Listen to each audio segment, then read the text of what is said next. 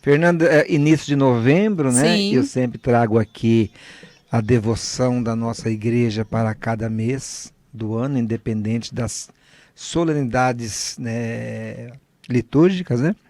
Então, mês de novembro, a igreja dedica ao mês das almas, né? No dia primeiro, especificamente, a todos os santos, né? Que nós possamos rezar por todos os santos. No dia 2, o dia dos finados, né? Dos nossos irmãos mortos. E, ao contrário de que muitos pensam, nós não estamos pautados até o dia 2. Essa dedicação, essa devoção da igreja se estende até o dia 8, né? Para que a gente continue fazendo as nossas orações para que aquelas almas que de repente ainda não esteja totalmente salvas, possam alcançar o reino de Deus, que é o que nós esperamos, né? Então, dia 1 ao dia 8, a gente deve rezar pelas nossas almas.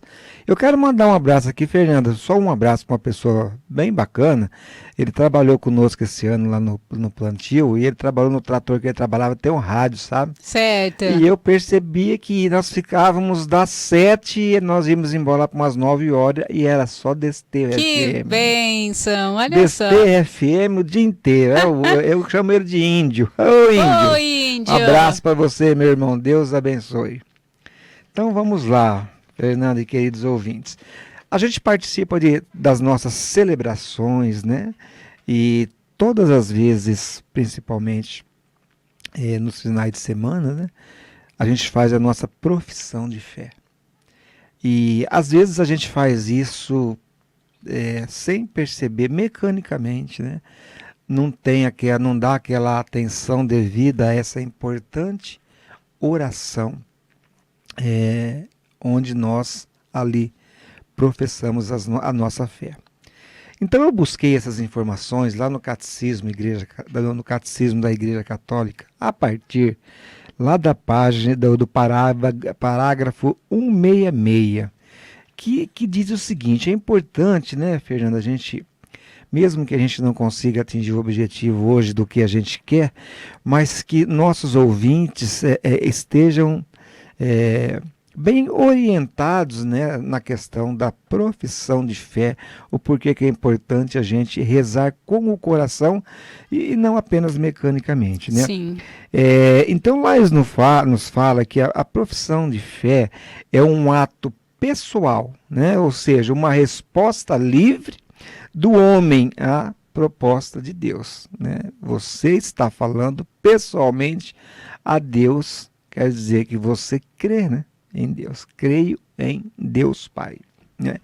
Aquilo que Deus se revela. Porém, também não se trata de um ato isolado, né? Não é só você dizendo que você está fazendo. Por quê? Porque quando a gente faz a nossa confissão de fé, a gente faz a profissão de fé que toda a igreja pede. Quem é a igreja? A igreja somos nós, né?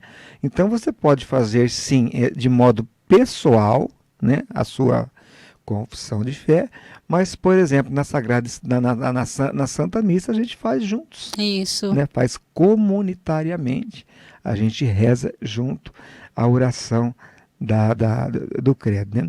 Então podemos dizer assim que nesse ato fazer a oração do credo, nós estamos dando adesão pessoal e comunitária, né, de coração e mente à fé que nós recebemos de Deus, né? Visando também fortalecer, né, os nossos vínculos com a igreja que nos une, né, no mundo todo. E também a gente pode perceber, Fernanda e ouvintes, que esta oração ela está presente em quase todas as coisas que a gente vai fazer. Você vai fazer um terço, tem o creio em Deus Pai, né? Você vai fazer uma oração de repente num almoço de família, você pode fazer o creio em Deus Pai, né? Então é uma oração de demonstração que a gente crê em Deus, a gente crê no Filho, a gente crê no Espírito Santo, ou seja, a gente crê na Santíssima Trindade, né? E essa oração, Fernando e ouvintes, ela é tão importante no nosso dia a dia, tão importante, que no ano de 1968, o Papa Paulo VI, ao encerrar um congresso do 19º centenário dos apóstolos Pedro e Paulo, lá em Roma, ele encerrou com a oração do credo. Geralmente o credo ele está após a homilia, que você ouviu as explicações do sacerdote, e aí você vai dizer que você crê naquilo que você ouviu e que o sacerdote colocou com as palavras, né? E ele, naquele momento, lá em 1968, ele já percebendo que estava havendo assim uma pequena difusão, ou seja, que os fiéis pareciam estar um pouco complicados ou indecisos com a sua fé, muitas pessoas de repente mudando, achando que mudando de religião a sua fé poderia mudar, né?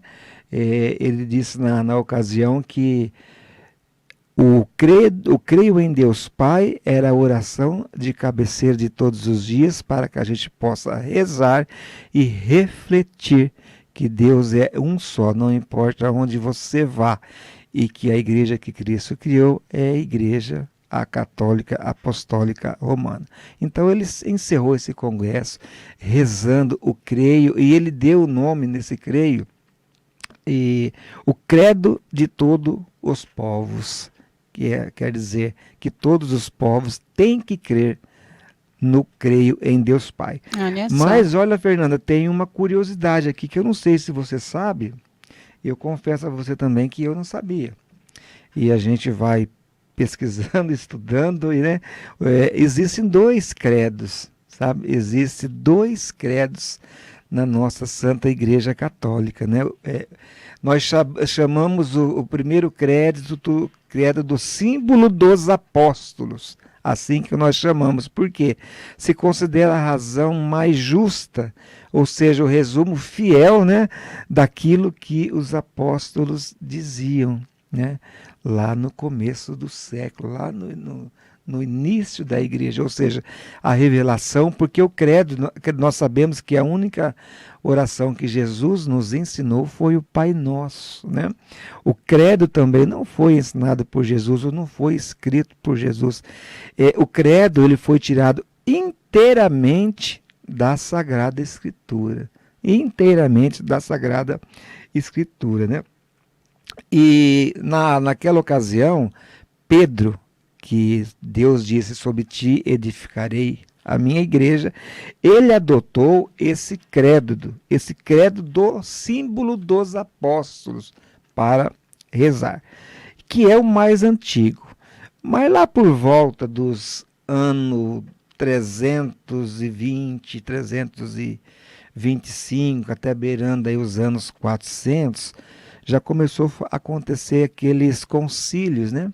E houve os 2 concílios, o concílio de Nicéia e o concílio de Constantinopla, onde foram, naquela época, Fernanda, ainda no início dos séculos, havia muitas heresias, né? O que é heresias? Era entendimentos diferentes das tradições da igreja, né? Você sabe que a tradição da nossa igreja ela está elencada nas 3 bases fundamentais da nossa fé, né? Que é a tradição da igreja, a Sagrada Escritura e o Sagrado Magistério. Isso é a Sagrada Tradição, que isso vem desde o início do século. Mas naquele tempo havia muito entendimento diferente dessa situação. Então, não se mudaram a função do credo e nem na sua maior busca. O credo é o mesmo, mas aumentaram algumas coisas e ficou chamando esse credo de símbolo constantinapolitano. este segundo credo. O primeiro credo é o credo dos apóstolos. Quando eu falo credo, minha gente, eu estou falando da oração do creio, né? Sim. Mas ele é chamado aqui, credo do símbolo dos apóstolos, que foi criado pelos apóstolos, e esse segundo credo, o credo da Nicéia Constantinopolitano. Ele é um pouco mais comprido, sabe? Hoje ele é rezado bastante em países orientais e ocidentais, e especialmente em solenidades mais especiais. Ô Gildo, você falando, eu me recordo de já ter visto no Pulsando algumas vezes. Esse Constantinopolitano, né? Isso. Pois é, eu confesso a você que eu não sabia, né? Mas na sua função, Fernanda, você pode, os amigos, os ouvintes aí, rádio ouvintes, você pode procurar no Catecismo, na página 58 e 59, que tem as duas versões do credo. E nós vamos perceber que são palavras diferentes, mas que têm o mesmo sentido, sabe? Isso mesmo. Algumas coisinhas que mudam ali. E eu acho que a igreja optou, assim, a maioria, pelo símbolo dos apóstolos, pelos apóstolos ter vivido com Jesus, e eles devem ter, né, postado o que Jesus falou para eles, né? Ô Gildo, olha, já são 10 horas e 37 minutos, o nosso tempo praticamente já está se encerrando, Gildo. Tá bom, Fernanda, eu fico feliz demais. E nós vamos voltar então aqui na próxima semana, Fernanda, e eu vou começar a fazer então uma série de programas, e você ouvinte não perca, que a gente vai conversar um pouquinho sobre as 12 origens, dos 12 artigos do Creio em Deus Pai. Quando eu falo artigo, é cada frase. Por exemplo, a primeira frase que a gente vai conversar é: creio em Deus Pai, Todo-Poderoso, Criador do céu e da terra. Por que nós cremos nesse Deus Pai Todo-Poderoso, Criador do céu e da terra? E assim serão 12 artigos que nós vamos conversando durante os próximos programas.